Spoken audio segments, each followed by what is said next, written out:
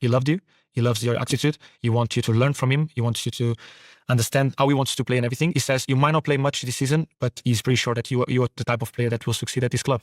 And then we had many conversations. And I think when you want a manager for young players that very quick will play and will think like, oh, I'm the guy now, he's gonna make you understand. Stay calm. I got you, but you're still not there. And he was so good for me. It was like a father figure, but not just for me. If you speak with every player that was there at that time, they knew they were important for him because he always showed that. And that's why he made me so much more complete in terms of understanding the moments and the process that managers have to go through their heads and what they think about players that is better or whatsoever that you don't understand. Whenever a manager puts you on the bench, you just think, doesn't like me. He's doing this because he wants to make another one play. But the way he did it with me and all the players that were around me at that time, we were so happy that the environment was very, very good. As a young man, when you're this age, you're 18 years old, what are your dreams? And if I'd asked you at the time, what does your future look like? What would you have said to me? As soon as I became a professional player, I was like, I want to be on the top clubs. I want to play for the big clubs. I want to be in the Champions League. I want to play for trophies. I want to become the players I'm looking at. I want to become like them. Did you think you could? Yeah, always. I never doubt. And at 22, you get a call and you return to Portugal and sign a 5-year deal with Sporting in a deal worth reportedly 8.5 million. That next season, you scored 20 goals and added 13 assists, which is unheard of for a player in your position. And what I read as well is that Tottenham were interested in you at that time. And it was at one point highly likely that you were going to end up moving to Tottenham. I'm very glad you didn't as a Man United fan, but tell me about that. So Tottenham call you. Yeah, I spoke with Tottenham and we were very close to get an agreement done. Then in the last 2 days or 1 day of market, the Sporting just said, we're not going to sell him. We're going to keep him because we need him.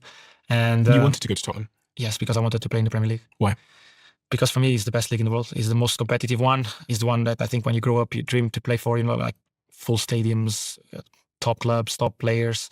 Obviously, I was lucky enough that my dream club to play in England was Man United, and obviously Tottenham at the time was the option I had, and I was very, very happy to join them because they showed me the process that they were going through. The manager that was there at the time, they also really wanted me, all the new things, the new facilities and everything. So I was very happy with everything that I could see going forward. But it didn't happen, and for bigger reasons, I guess. And then in January, I got the call that I was hoping for 2-3 years already. Tell me about that call. Because I know Manchester United has been, in your eye for a long time. I mean, I know you grew up watching people like Cristiano Ronaldo play for this club, and I think when he first played for Portugal, you were a young guy. You were like 8 or 10 years old or something, and he had been a great star of Manchester United. But I think generally people of our age group, we grew up in the heyday of Manchester United, the Sir Alex Ferguson era as well. So why Manchester United? And can you zoom me in? If I'm a fly on the wall when you get that phone call from your agent, I guess, that Manchester United are in. I can see the smile on your face. No. I was, let's say, I was in my wardrobe. I was getting ready to go to bed. We just had to. My wife was just putting kids, my daughter. At that time, I only had my daughter to bed, and I get a call from my agent. I knew things were going on and everything, but after what happened with Tottenham, I didn't want to put my focus on transfer windows, and I never did it in every step of my career that I've changed club. I always said to my agent, whenever he's like 95% that the club really wants me and is ready to make an offer, tell me, and then I decide if it's like the right moment and I want to go. A part of that is I'm like, just keep him apart. Keep me apart. I don't want to know it. I don't want like to lose the focus of what I'm doing to something that I can't control. And after the Tottenham thing, I was like even more, because obviously I was basically done. And then all of a sudden, last day, Sporting just says like, guys, they text Tottenham and say like, we're not going to make it. So he called me and he said, Bruno, so you told me to not speak to you until we had something like concrete. But just so you know, they also have agreement already, everything. So it's just on your side now to say yes or no. And I was like yes or no to what? And he said, come on, you've seen the news. I said, my agent calls Miguel. I said, Miguel, the news are every day different. Every day they're going to put a new club that is interested in me. So I'm not going to be focused on that. He said, okay, Man United is coming for you. I know this is like what you want. So just so you know, this is the one that you've been waiting for. So it's on you now to make a decision. And then for like 10, 20 seconds, I didn't say anything. I was crying, but I didn't want to talk because, like your voice starts going a little bit choky. And then all of a sudden my wife gets into the wardrobe and he says, I'm still on the call. And she goes like, why are you crying? And like him on the phone say, are you crying? I was like, I turned that off and I was like, Miguel just called me. And then in the moment I'm trying to explain to my wife what's going on, he's calling me like repetitively, like I need an answer. And I was like, and my wife was like, why are you crying? So like, this is like what you have dreamed for. Like this is the moment you're waiting for. And I was like, oh, I don't know. It's just too much. Like I've never expected after everything that happened with Tottenham, I would have got a chance to come to the Premier League again. And having the chance to come to the Premier League with Man United it's like 100% of the dream complete. So obviously then like I just called him back and I said like I don't even want to know anything else. Just tell them I'm going.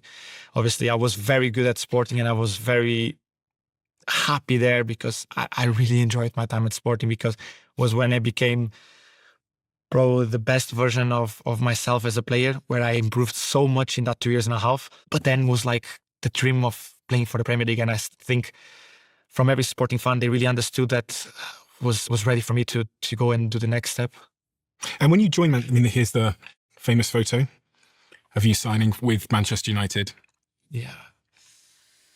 It's funny, the smile that you still have on your face when you look at these photos. Same, yeah. It's because I think when you look back, as I said, like this is the day your dream comes true. So it's probably professional-wise, I think I put this one and Sporting together because of the importance that Sporting had in my career. But obviously this was the cherry on top of the cake, because this is where I wanted to be. And you joined the club at a time when the club was in a bit of turmoil, struggling. You know, Sir Alex Ferguson has left.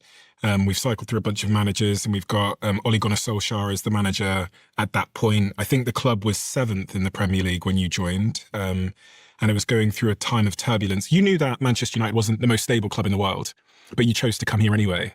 And based on your record at Sporting, you would have had a lot of other opportunities to join a club that was more stable. That was, you know, and it's interesting because clubs can have a big impact on a player's future. Players can have a big impact on a club, but it also goes the other way.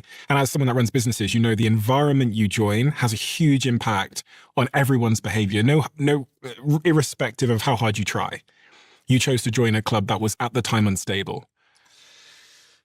Look, the game I looked before I came here was, I think, United Burnley, and United loses at home 2-1. I don't remember exactly, but I know they've lost that game, and it was just like days before I came. And I was like, I still think there's a lot of potential in that team. And a part of having potential in that team, I'm joining one of the biggest clubs in the world. And